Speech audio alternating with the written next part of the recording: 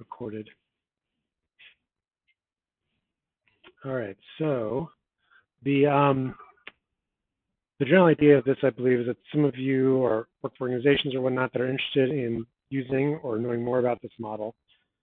And we can offer some longer, more intense training on it, but we thought we'd just start with about a 30-ish, 25-ish, maybe minute presentation to give you a sense of what it's like, so you can decide whether or not that's worth your time, or maybe let someone else know about it who might be interested in it. So that's what I'm going to do today. I'm going to go over the development of the model, a little bit about what the model looks like as far as a user interacting with it, and then a little bit of a few examples of like what the model's doing in the background, just to give you a sense of it. And like I said, we can offer more training on this, and there's also much more detailed videos on the website, and I'll give you a link to that in a minute that will have more information if you want. So without further ado, I'll start the presentation. So in case you don't know who I am, my name is Peter Dudley. I'm a researcher with a program called the Fisheries Collaborative Program, and that's a joint research program between the University of California, Santa Cruz and NOAA. And I and my team have developed the FHAST model, which is the Fish Habitat Assessment and Simulation tool. So this is a mechanistic-based tool for assessing habitat effects on anadromous fish. And just to shout out the members of my team, Jesse Black, Stephanie Diaz, Ted Herman, Chris John, Quan Kim. And we've worked closely with Michael Porter at the U.S. Army Corps of Engineers. So the first thing I want to start talking about is the name of this, which has the word tool at the end. And that's kind of intentional because although there is a model at the heart of this thing, it's not designed to be a model in the sense of when I do some work, I will often create a model that will then have some output that maybe get published or put in a report or someone else will use. And then that model kind of gets shelved and not used again, or maybe dusted off once more. We didn't want to create anything like that. In this case, we want to create something that is actively used by non-scientific researchers for applied use multiple times over and over and over again. So someone with some computer savvy, but who's not necessarily skilled at maybe coding, scientific coding, can use this to put in information, get results, and understand more about their system. And so a lot of this is designed for sort of use with project managers and people who have skills and knowledge about their system but are not coders. And so just to give you some background as to why the Army Corps wanted this and why we made it, I'm just going to talk a little bit about, some of you here work for the Army Corps. The Army Corps builds lots of stuff, and one of the things that they build and work on is resource protection or bank protection and flood prevention along a certain section of the Sacramento River and a portion of the American River, so outlined here in this orange.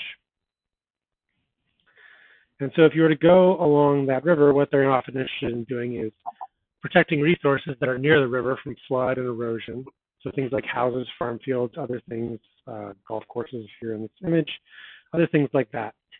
And so if they go in and are going to modify something that is preventing erosion or preventing flooding, they have to consider 3 fish on the river, 3/4 fish. So that's your steelhead, your Chinook salmon, and 2 species of them are listed. So that's your spring run and your winter run, and then also green sturgeon. And so when they go to make some modifications to some portion of the river, they might do something that's detrimental to the fish, they might do something that's beneficial to the fish, or something that's maybe neutral to the fish. And they need a way to assess which of those it is, and NOAA is often overseeing this. And so if they're doing something that's detrimental to the fish, they need to modify their plans or maybe do something to make up for it in another location on the river. And so they need a system to help sort of score this and analyze this to get quantitative information about what their actions might do. And so that's sort of the purpose of this model. Okay, so I'm going to jump ahead a little bit here to the outline of the model. So QR code right there for you if you're interested in seeing. This is where you can download the model off our distribution page, get our documentation, get our example files, also get our see our videos of training materials and things like that. So if you want to scan that. So the model, as I mentioned, is for anadromous fish, is what the target is. So here's the anadromous fish life cycle out here.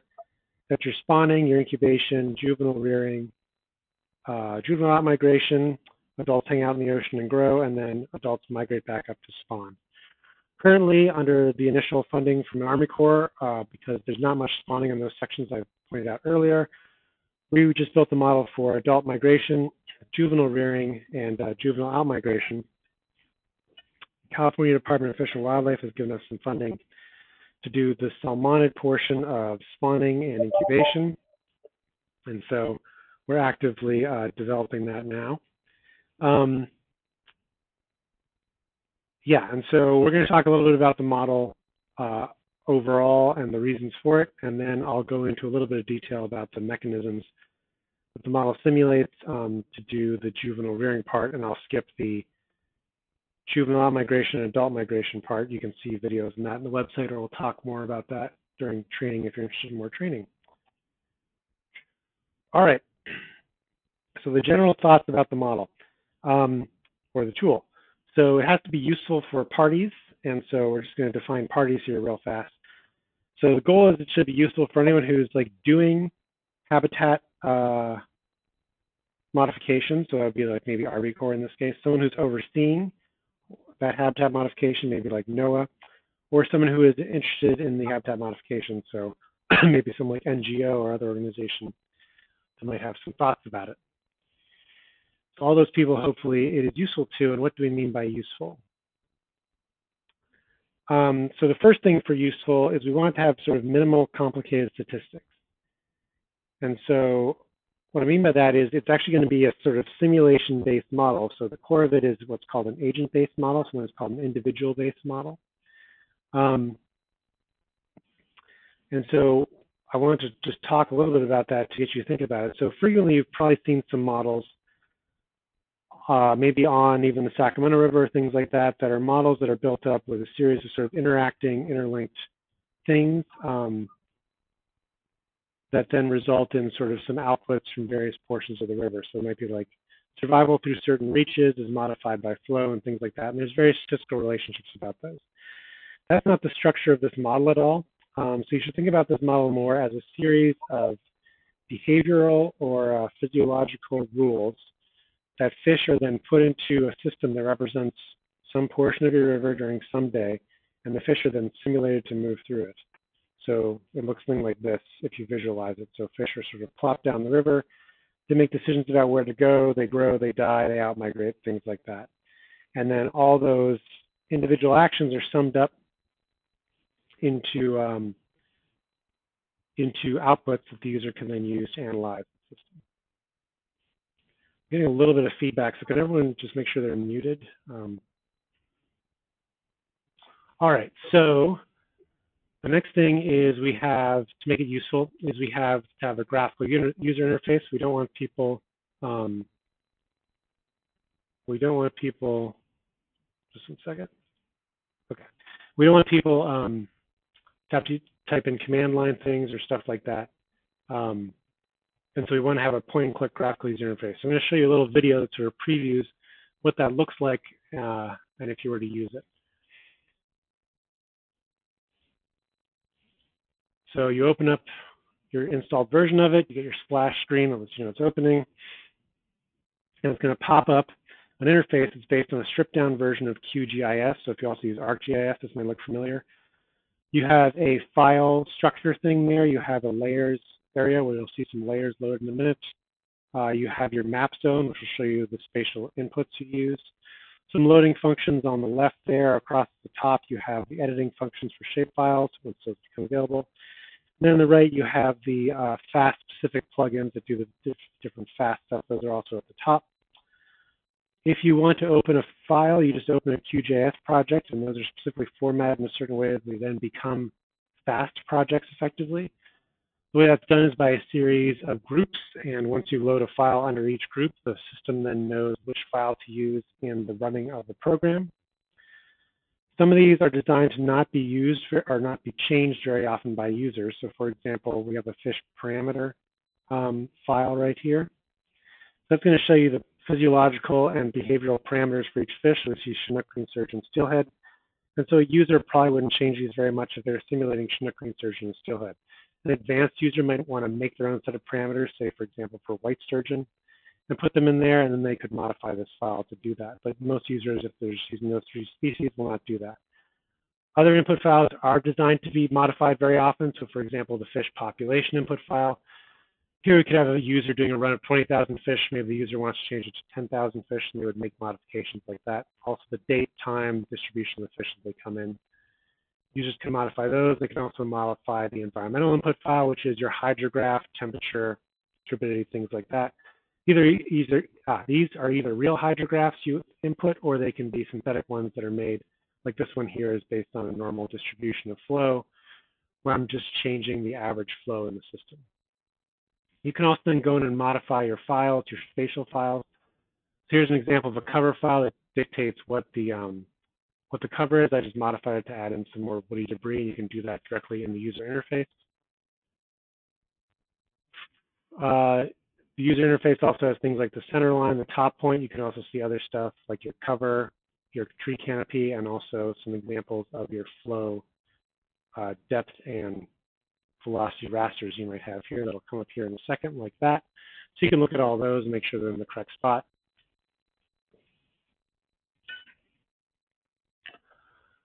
You can also load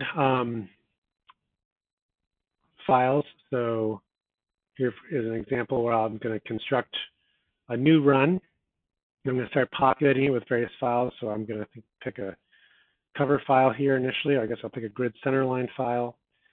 That's going to describe your grid. I'll talk more about that in a second, but you can just populate each of these things with the input files you need, or you can make them directly in the interface.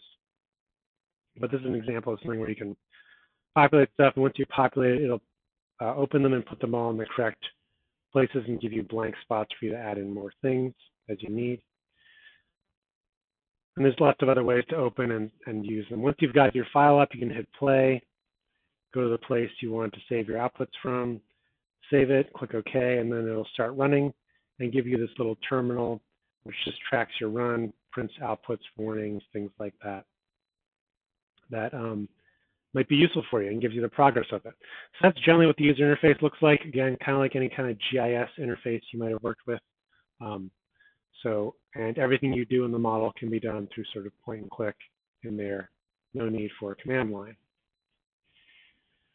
All right, other stuff about the model. So it's minimal statistics, GUI. We want to have spatial inputs. We don't want to have the user to have to take some spatial data they have, say, for example, a map of cover or something, and change it into something like a cover index or things like that. We want them to just be able to directly shove a shapefile in the program and use it.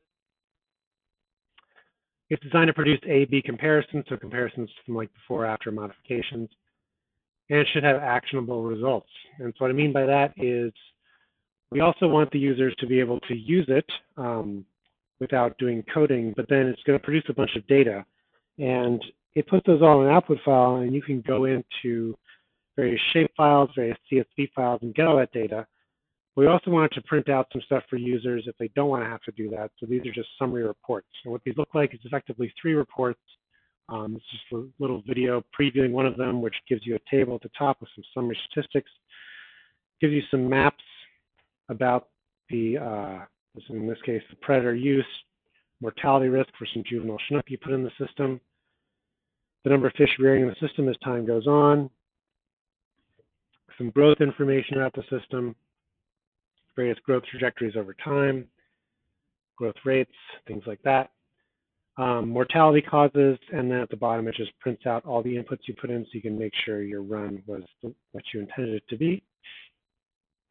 And so it's going to print out 3 of those, so if you don't want to go in and grab CSV files and do your own analysis, you don't have to, but you could do that if you wanted to. All right, so that's what we mean by useful. Some other things about the model, it's expandable. So I mentioned if someone wanted to add white sturgeon, for example, this model is designed to be used not only on the system that we design it for with Army Corps and the fish we design it for, but also other systems. So we've included parameters for green sturgeon, Chinook, and steelhead, but you could also add in parameters for other fish if you wanted to and move it to other systems. To make it expandable, we make it mechanistic so that the fundamental things going on with the fish are what control the governing of the system, not overarching things of it like statistical relationships.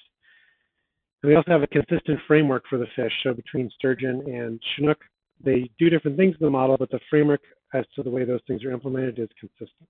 And so I'm going to talk about that framework a little bit to give you a sense of that. So the framework for the model, everything starts with a grid. The grid is a user-defined grid, and it's pretty easy to build. You just simply draw a line down the center of the river that you want to model. You then state how far away from the center line you want the buffer to go for the grid, and you state the resolution. And the system will make a smooth grid for you based on that. So it's a pretty straightforward and robust way to make the grid. Then onto that grid, we map a bunch of stuff.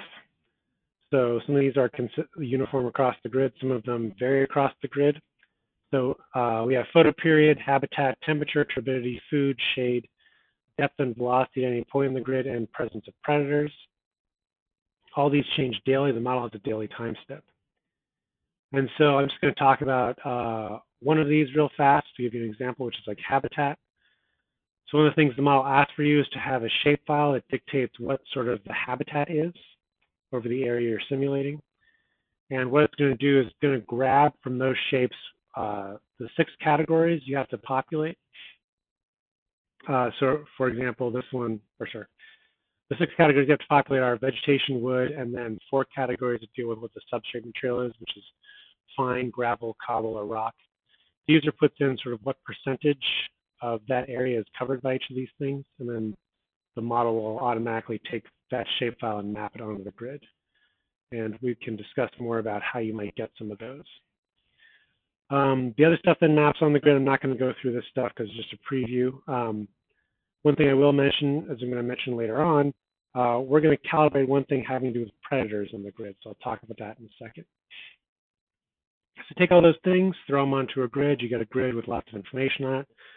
You then put some fish in the system. Those fish have behavioral and physiological things that are coded into the system for them. They then move about the system and interact with it, and you basically end up getting sources of mortality and sort of an energy budget, which also has to do with growth. Those are effectively your outputs. So how are fish migrating out of the system or dying in the system, and how are they growing in the system? So that's a brief overview of the framework. So zooming back out, I'm just going to give you a little preview of what sort of the mechanisms are of the model. Vis-a-vis, we'll do this with juvenile fish.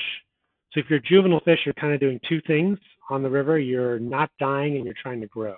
Those are your sort of goals.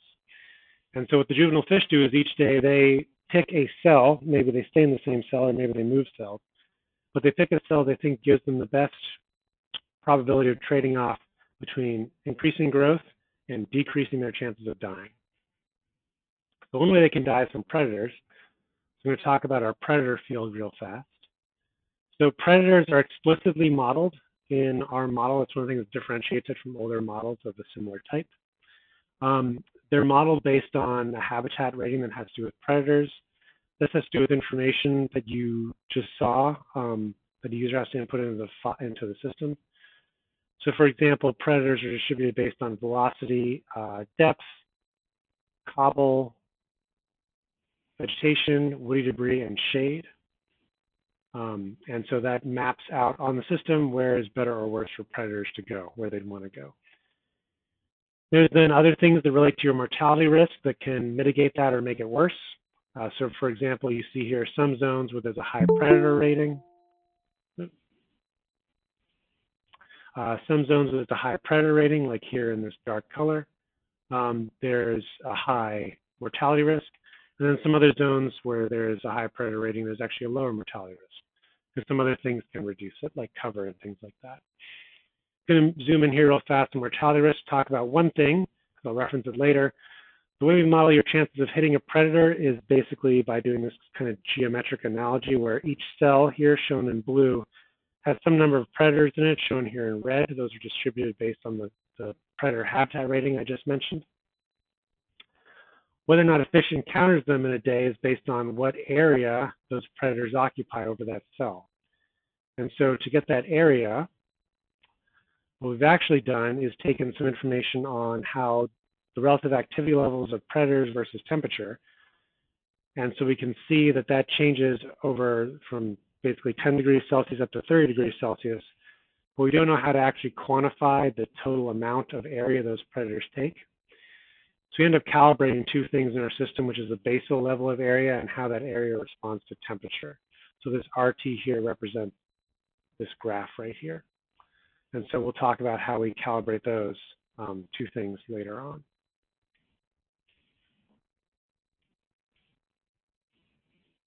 Okay. So it's a little bit about how predators are distributed and how you interact with predators. Zooming back out here, you also have to feed. I'm not going to talk about the drift feeding algorithm. It's pretty standard. I'll just talk very briefly about the search feeding algorithm, which is what sturgeon use. So sturgeon basically do a random walk search feeding, and the area they cover is based on some morphology characteristics. Basically, the width of their head is kind of how far they sort of cruise around looking for food.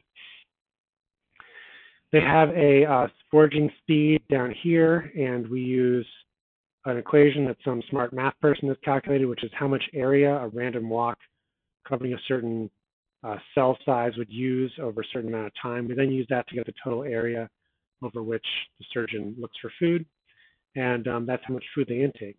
And then one thing that you can measure, but we also like to calibrate to check the measurement of it, is the amount of food, the density of food on that system.